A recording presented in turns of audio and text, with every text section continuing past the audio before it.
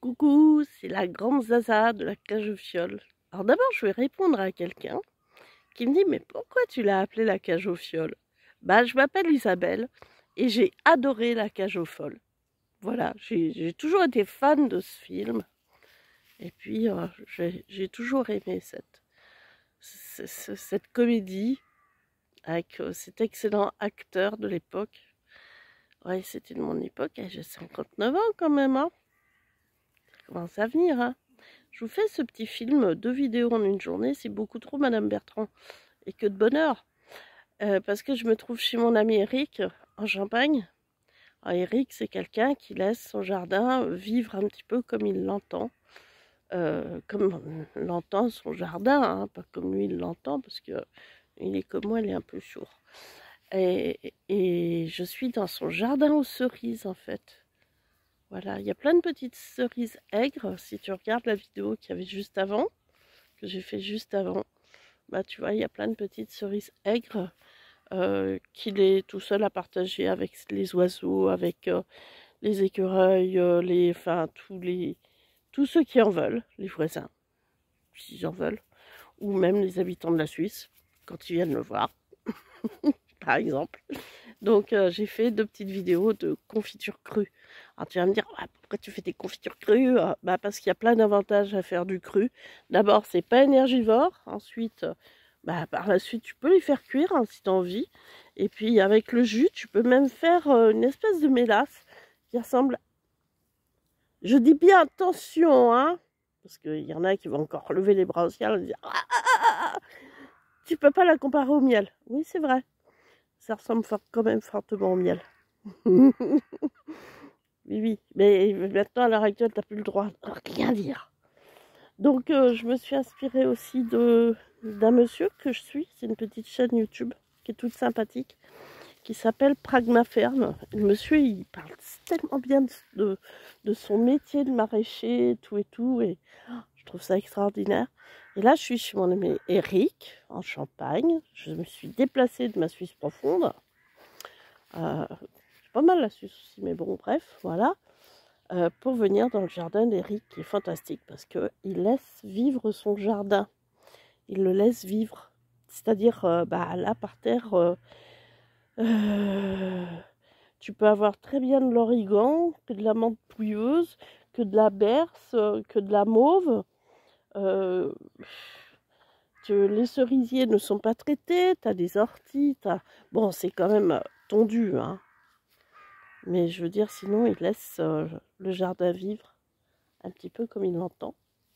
Et puis, comme l'entend le jardin, attention, pas comme Eric l'entend. Parce que Eric, il est comme moi, il est un petit peu sourd. On est assez âgé. Voilà.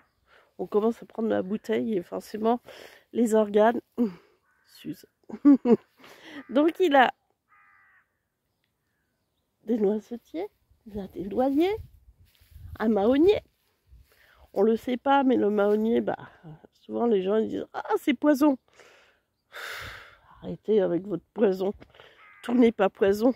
Des fois, c'est juste le noyau ou le pépin qui est poison. Donc voilà, il a un mahonier là.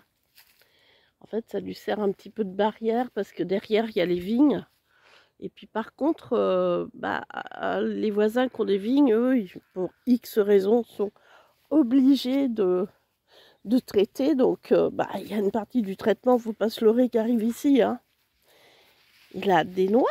D'ailleurs, je piquerai des noix pour faire du vin de noix, puisqu'il y a des noix vertes. Je ne sais pas si je suis pas en retard d'ailleurs. Mais c'est pas grave, je vais regarder une recette sur YouTube. C'est magique YouTube, j'adore YouTube.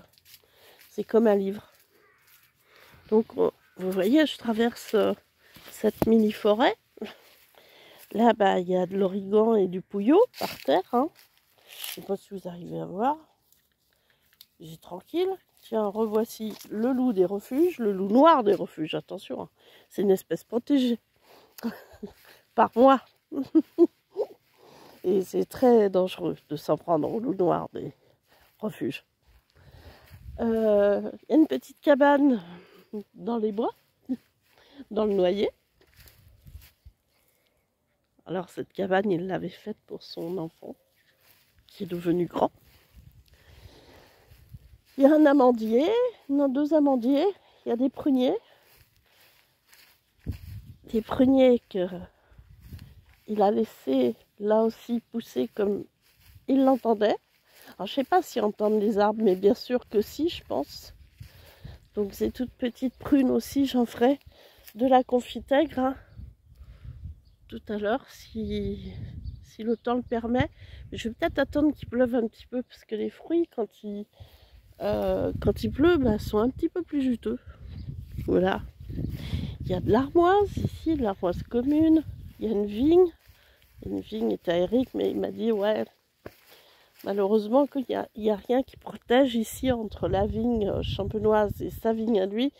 Elle reçoit aussi du traitement, mais bon.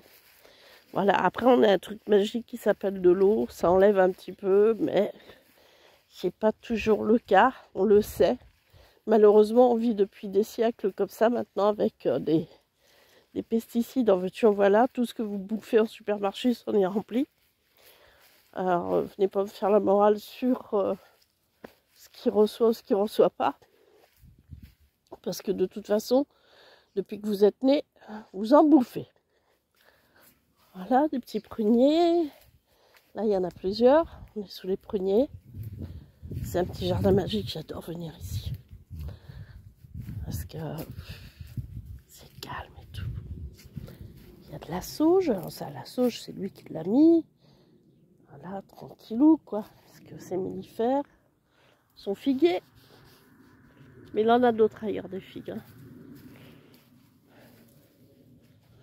Là, on passe aux pommiers. Qui donnent des toutes petites pommes, mais qui sont délicieuses.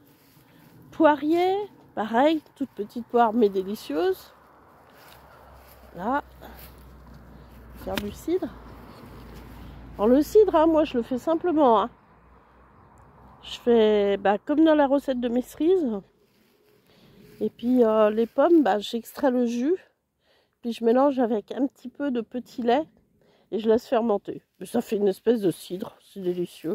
Bon, par contre, il ne faut pas avoir le transit un peu léger. Parce que sinon, c'est pas glamour après. Ces petites prunes là dont personne ne veut. Parce qu'il y a des vers dedans. Oui, il y a des vers dedans. Et comme je disais dans ma vidéo précédente, ta mère en a mangé, ta grand-mère en a mangé, ton grand-père en a mangé et tu es toujours là. Comment ça se fait? Par contre, tout ce qu'il y a dans les supermarchés, c'est rempli de pesticides, ça te file le cancer et puis tu ne te poses pas trop de questions à ce moment-là. Voyons, vous avez jamais vu ma tronche autant que ça. Et encore aujourd'hui, je me suis un petit peu maquillée parce que tout à l'heure, je vais aller compter sur les lueurs du temps. Donc voilà, encore un gros figuier. Mais Eric ne se sert pas de tout. Hein. Il laisse aux oiseaux la plupart du temps.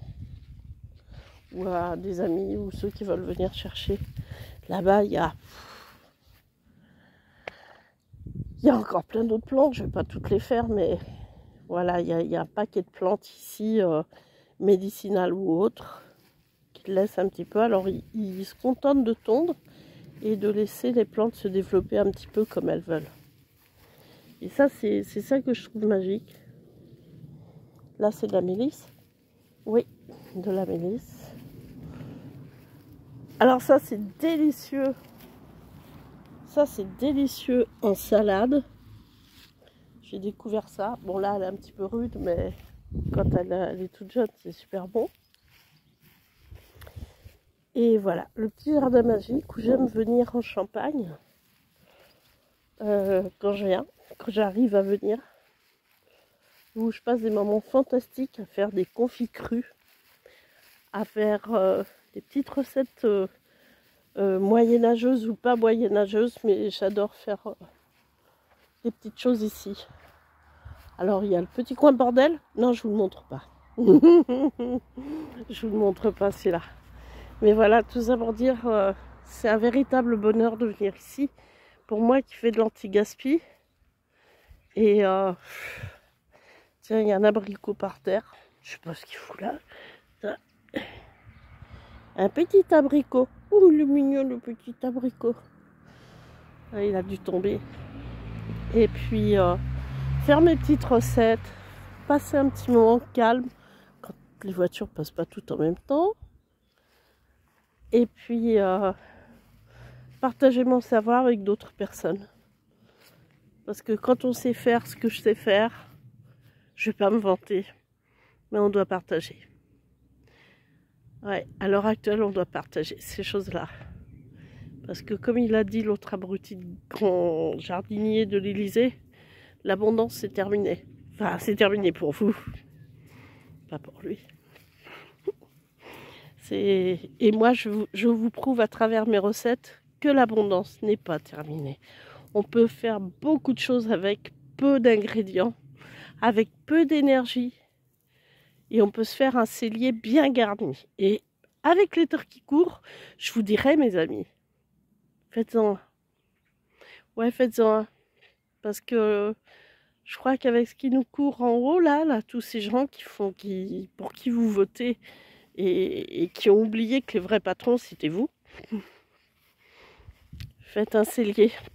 Parce que ceux qui vont manger sont ceux qui auront fait des celliers, des conserves, et ceux qui auront accumulé beaucoup, mais beaucoup d'argent sur votre dos.